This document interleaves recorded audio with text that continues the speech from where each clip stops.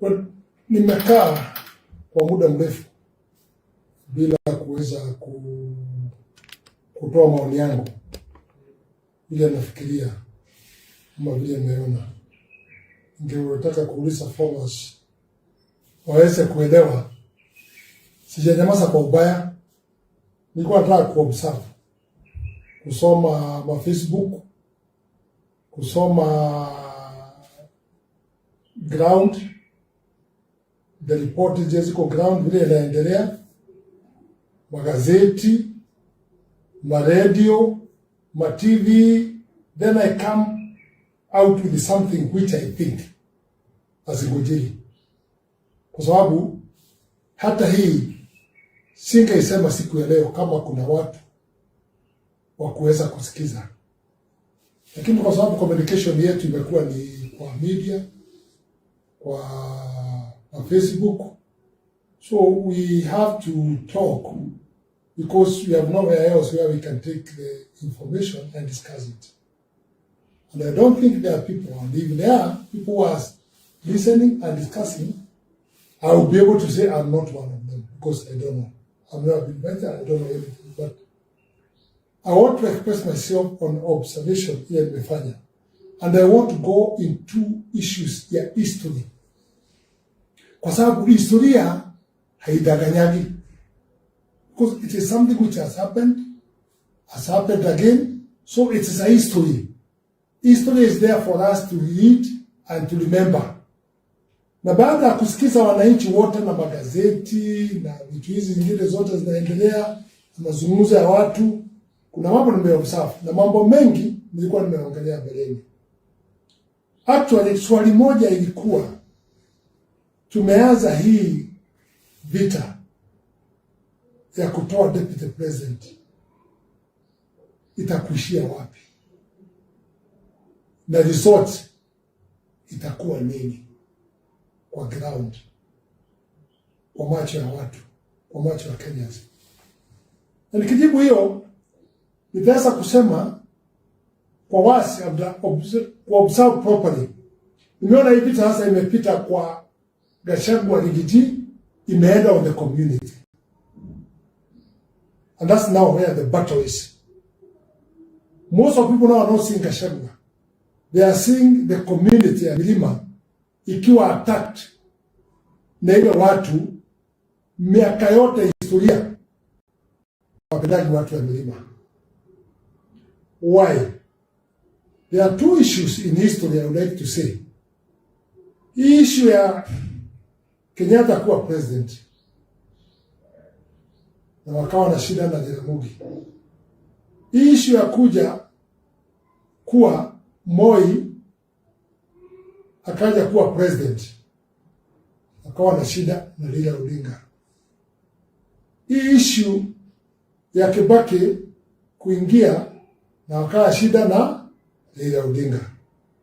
Hii issue ya Uhuru kuingia wakawa na shida na Raila Odinga, mpaka wakaingia handshake. Hii shida ya kuingia that Ruto amechukua kiti, interpretation yangu inaona hivi. Hii issue ya Kikuyu Kalenjin is an issue imekuwa hapo kwa presidential kwa muda mrefu. Na mimi kwa maoni yangu, ni kwa nini yeye alikuwa na shida na Kenyatta baba yake, yeye akakuwa na shida na Moi, akakuwa na shida na Kibaki, akawa shida na Uhuru, na sasa hii yako kwa Ruto. I want to advise Ruto for free. You still have a problem with the leader. You had a problem, you don't have to shake, you finish. You not finish. Leader is too smart politically. When he came in Kano, he destroyed Kano from inside. And he left with this Saitoti, with Kalonzo, and many people. Luckily enough, Moi survived. Although the government was going. The group we took, it was a group to go and finish. And always, I want to remind the Kenyans, and I want to remind the president himself. Raila Odinga is the person who said, Kibaki tosha. from Bia Selena. I think you are still there in politics for that time because you are together with Leila by that time. For me, according to the history, the person who was going to get that seat for the first time is Nyachai. But Leila saw that he cannot be able to handle Nyachai.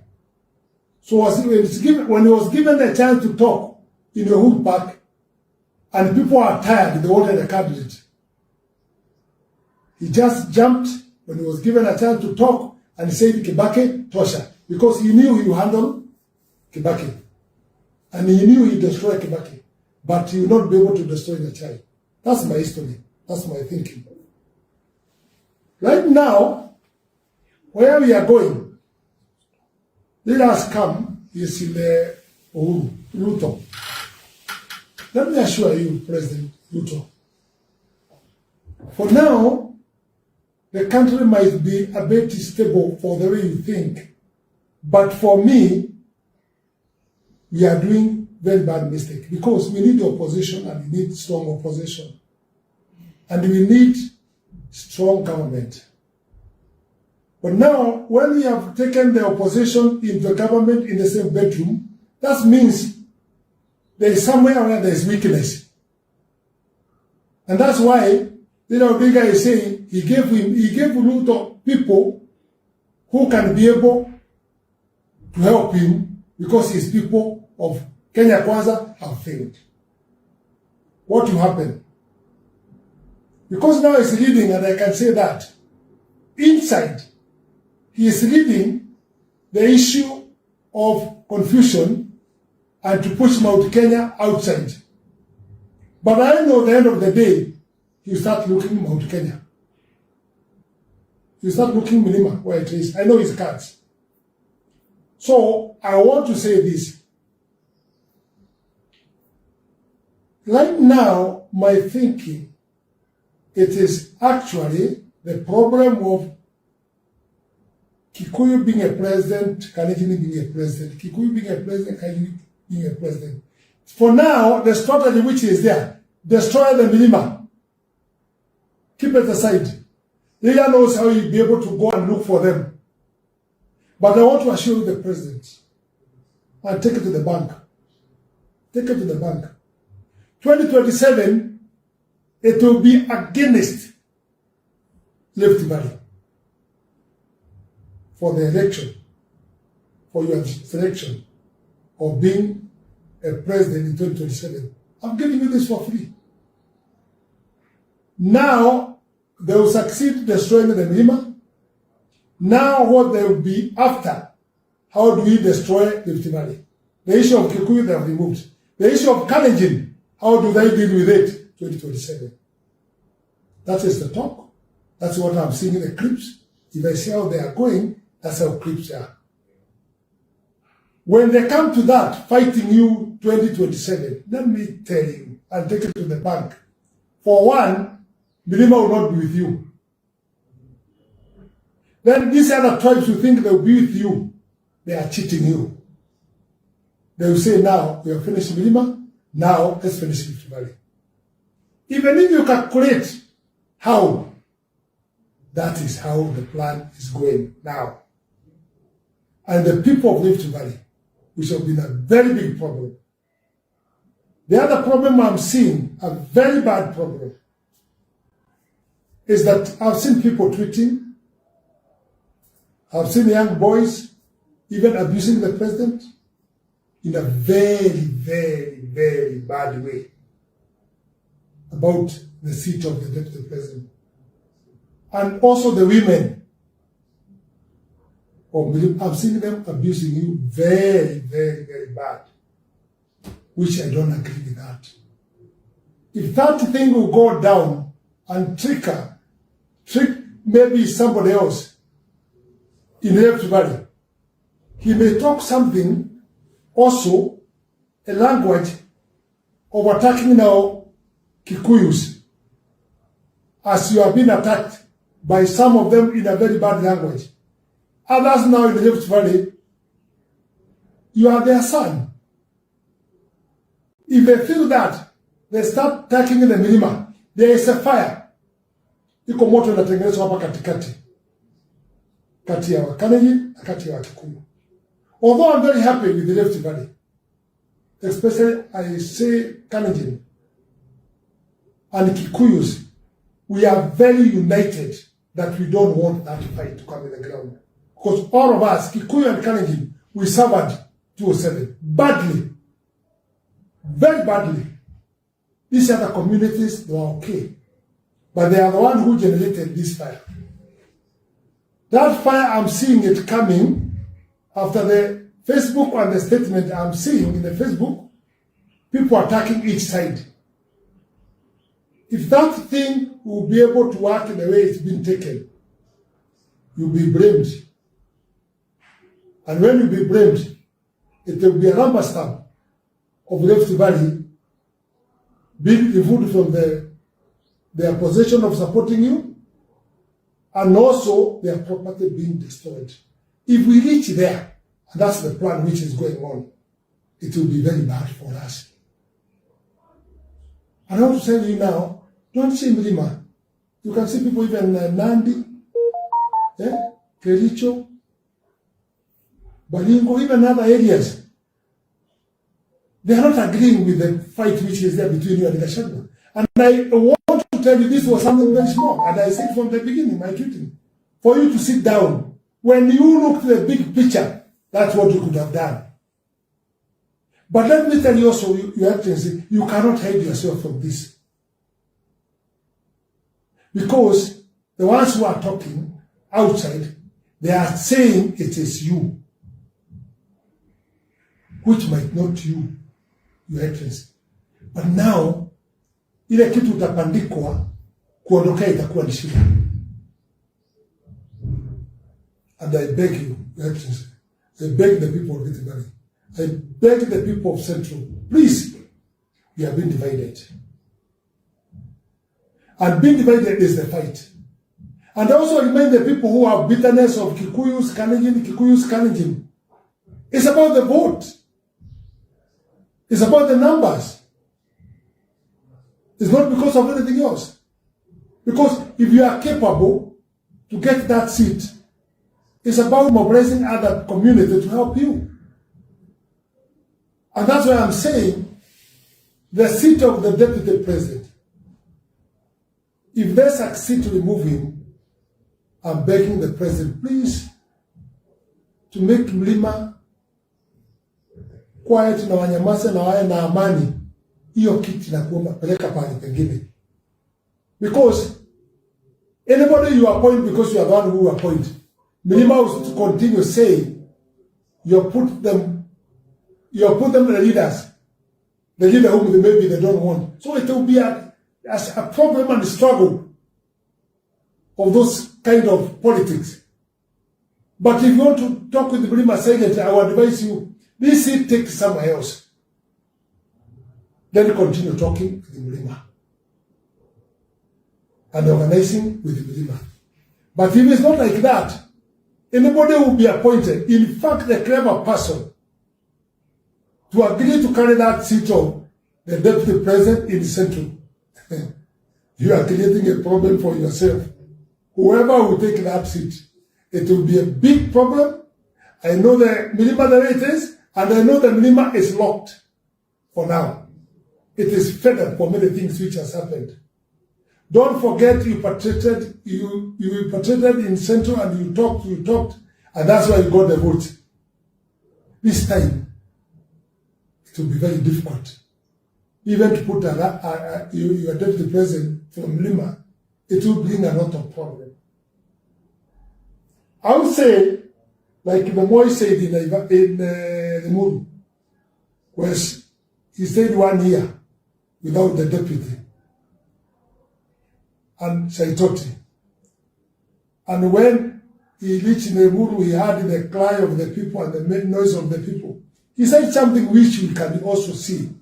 And I already mind Kenyans. He said, I will put Saitoti so ndio nione kama mtakula sahani mbili ya chakula. Mlikuwa nakula sahani moja, tuone kama mtakula sahani mbili. It's the same people who said to advise you. This seat you not have 2 plates of food. you still continue with the problem, you still continue with your plate of food.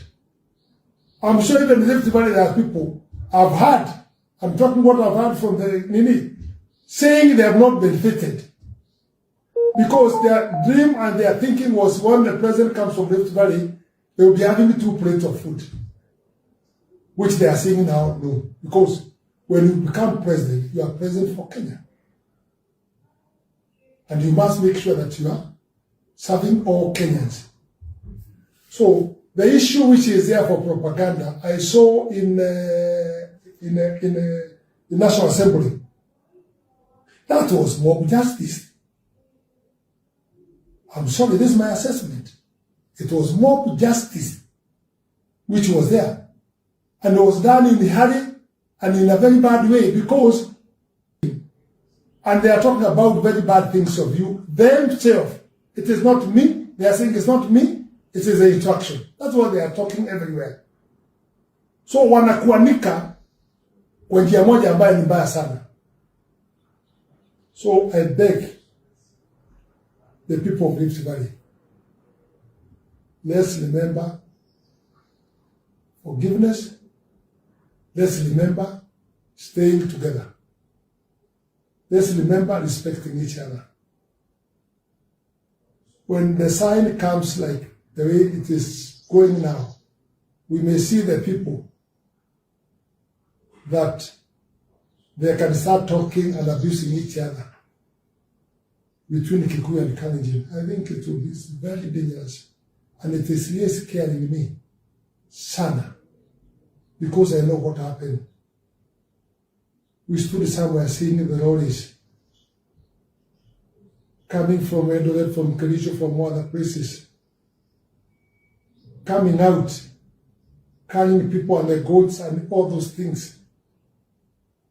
Their houses being burned, going in the central, or looking where they can be able to go. That thing scared me. I would not like to hear or to dream or to think something like that can happen. So I urge the people in the Rift Valley, especially Kikuyus in the Rift Valley and the Kalenjin who are in the Rift Valley. We are going to do a lot of forums for making sure that hii vita haituhusu sisi. Sisi watu wa Rift Valley, hii vita haituhusu. And we want to stay in the peace. We want to stay together. Hii mambo mingi ya mfurugo sitaki. Hiyo matusi ya kutukana president sitaki. Hii matusi ya kutukana deputy hatutaki. Kutukana viongozi wengine sasa imefika pahala itaweza kutuletea shida kubwa sana. Civil servant, they are really frustrated. I can tell you actually, maybe you might not know.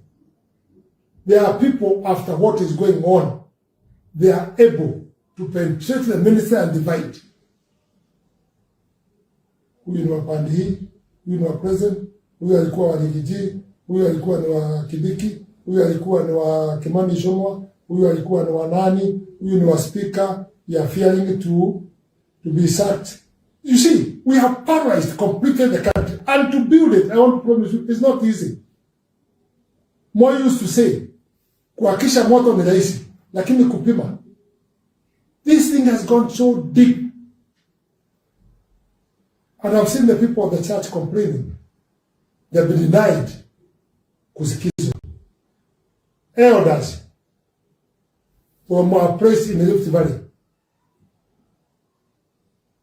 I'm seeing them also complaining. They have no chance which they have been given to discuss.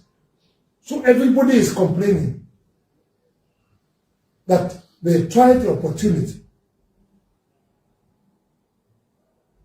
The Bishop of Nyeri, the Bishop of ACK,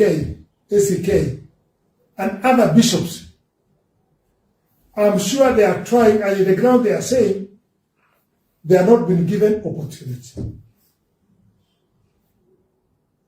Bishop Iago saying, tried, it could not work. Everybody could not work. Let's listen to the people. Let's listen to the ground. Otherwise, we are going to regret one of these days. As I said before, tunaanza hii vita itamalizikia wapi? Now it's not about Gachagua. It has passed Gachagua now. It is over Gachagua.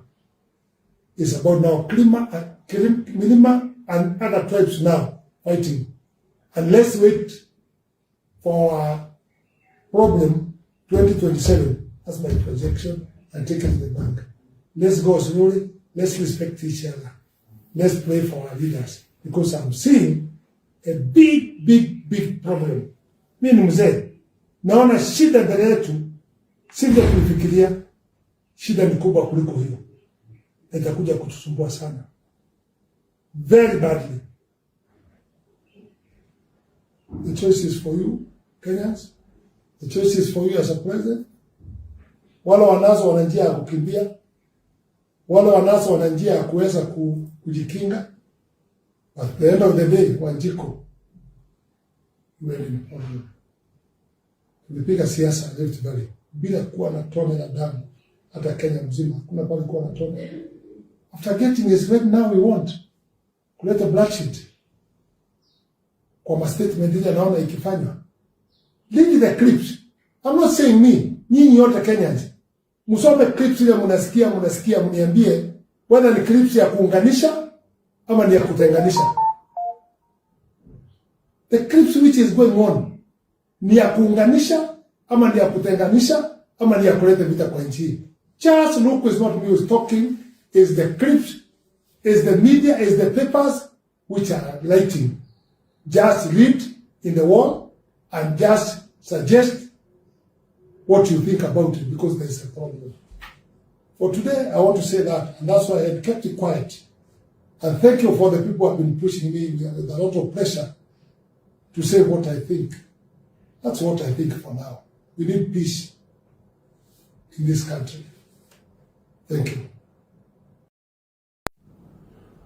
Well, pole sana tulikuwa tumetoka out of line kidogo, na kuna mambo nyeti ambayo sikuwa nimemaliza.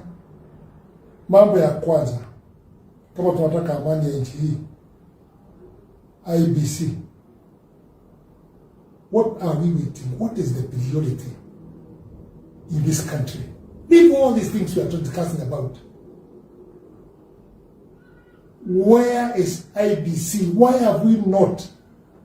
There must be the reason why. Ni kwa nini hatujatengeneza IBC? It's a big problem. IBC is the cure of this country politically. Kwa sababu, you know, the constitution says, and maybe I may be put right by lawyers or people who knows about the constitution better than me, the time of border review is finished. And the constitution says when we are remaining 2 years, we cannot enter in the border review. Border review, it can only be done by IBC. And IBC is the organization ile tesa gawa watu kulingana namba. The constitution kama haijafikisha hii doesn't qualify. The constitution zile kubwa ili kila mtu apate haki yake. And this is not about the Milima, it's not about Rift Valley, it's not about Western, it's about Kenya. Hiyo kitu imesunguzwa na itakuja kuleta vita baadaye. Kwa sababu we shall start now going the court, disturbing the court. IBC, they had no time to buy the equipment. IBC did not do public participation properly. IBC did not do this. IBC did not do this. Then we shall disagree about the election of 2027. We shall disagree. The way I know Kenyans. Then they'll bring problem. Just imagine if IBC was in place. This issue of public participation haingefanywa kwa ukora na bunge kutangaza makaratasi kupeleka kwa ground na kupewa wajumbe wale walitangaza mbeleni 291 watapiga no, watapiga yes. But if there was IBC in place, kila mtu angevote online. Because they registered with the IBC, everybody. Wage create form too, and the people, whatever they are, leave the polling station, leave the constitution, leave the county, kila mtu angeingia online na kuvote. If you had 9 people their right like that, then you can see jinsi wapale watakujia kuwa na shida. Because we must let everybody vote kwa njia ya haki. And that's why maybe IBC has not been done. Now, IBC, if it's not there, that will be shida. Can you see? There are some constituencies and some wards. Watu wamekufa. Wengine koti imepeana orders ya kunullified. Uchaguzi ulifanywa hapo. Up to now, those people are not being served. Kwa sababu hana mtu wa kuwa served. But we say here we care about Kenyans. Are we caring of those constituencies? Ambaye mpaka leo haina MCA, haina mjumbe. Why are we not caring of those people in the ground? Because IBC is the answer of this country politically. But I won't promise you, I know there will be a problem of IBC. Kwa sababu mvurutano ile ilikuweko ya grupu ya ODM na Azimio, wakisema tulete watu wa makanisa walete watu ya political party walete watu. Hiyo vita bado iko haijakaliwa chini. Iwe ni kitu inaweza kusikanishwa. Up to now it is not sorted out.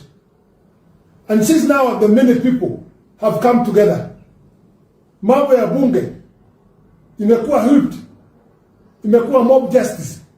Even to IBC watafanya mob justice. So they will put the people they want, and if they put the people they want, then there will be a problem. We urge our president, as we promised the people, as we were elected, in a very peaceful way, and don't forget we want with 200,000, 230 or something like that. Are we building or we are destroying? The awareness which is there now for public and youth and all these kind of people, mambo ya media, mambo ya masimu na nini, it will give us a lot of problem. IBC is a problem. Kuliko ugonjwa umekuja ya polio. Polio ikitokea is a very dangerous thing. Very, very, very dangerous. Sijasikia ikitangazwa kwa njia mzuri. Sijasikia ikiwa mobilized kwa njia mzuri. Tukiwa na disabled people, a big number, the government atumia pesa nyingi sana because they are our children. Lazima we must cater for them. Sijaisikia ikitangazwa kwa njia mzuri.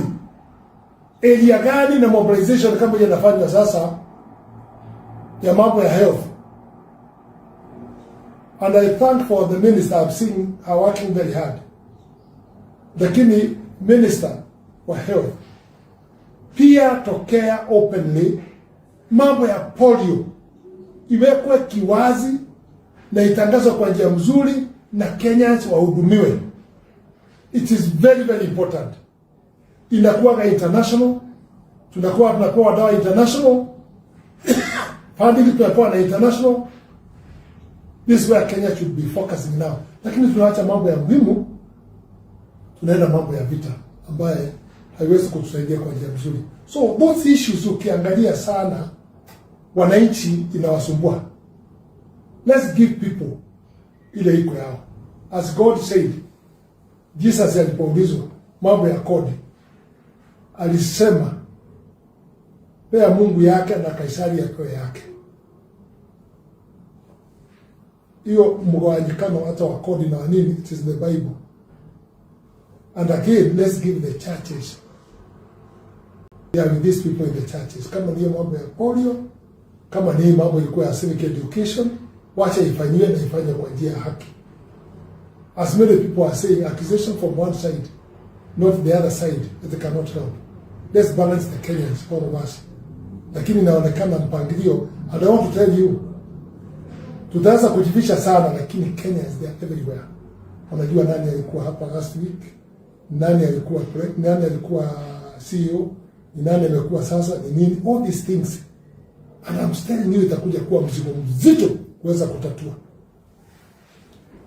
Please, Your Excellency, try to work hard on those things and don't listen to people.